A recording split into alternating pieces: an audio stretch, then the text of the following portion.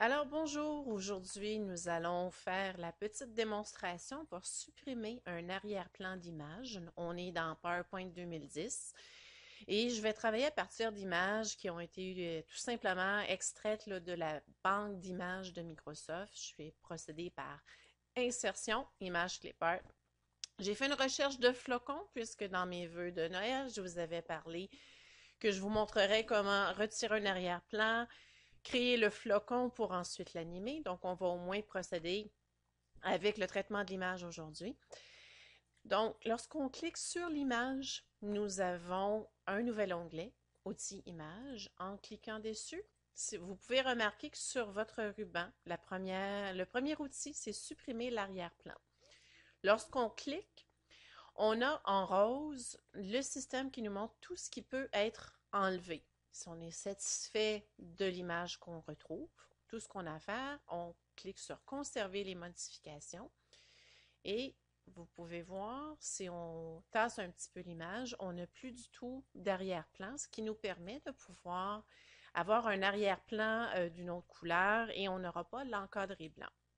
Dans le cas où on n'est pas satisfait, on peut retravailler davantage au niveau de l'arrière-plan. On retourne, supprimer à l'arrière-plan. Et vous avez maintenant un petit outil, marquer les zones à supprimer. Votre curseur de souris devient comme un crayon. On enfonce notre bouton de gauche. On peut tout simplement faire une ligne et on mentionne au système, ni plus ni moins, les nouvelles zones à supprimer. Donc, si je procède ainsi, on est maintenant en mesure d'enlever l'arrière-plan de toutes les portions bleues qui se retrouvaient à l'arrière du dessin de flocon. On conserve les modifications et on a maintenant un flocon, aucun arrière-plan blanc.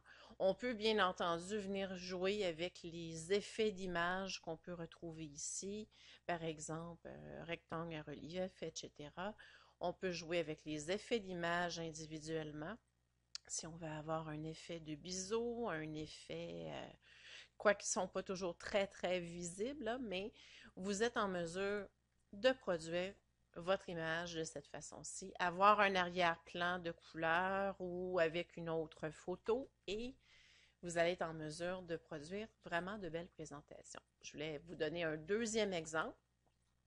Il provient toujours de la banque d'images de Microsoft. On a ici, comme vous pouvez voir, un arrière-plan blanc. Dans le cas où on veut effectivement modifier, on procède encore par supprimer l'arrière-plan.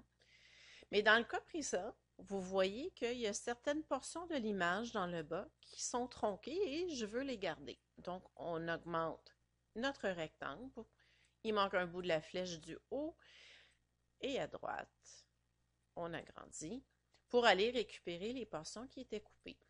Dans le cas où je veux effectivement récupérer aussi la portion qui est près de mon tronc d'arbre au milieu, on profite de l'autre outil qui est maintenant marquer les zones à conserver.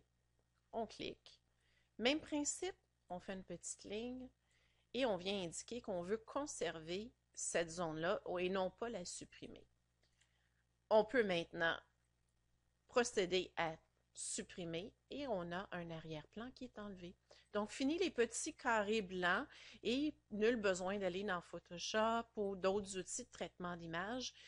Bien entendu, si les images sont complexes, ça peut un peu différer, mais vous pourrez faire la plupart de vos modifications directement dans PowerPoint 2010. Si vous avez des questions, inscrivez-les ci-dessous et je vais m'efforcer d'y répondre, d'apporter des précisions au besoin. Merci, à la prochaine.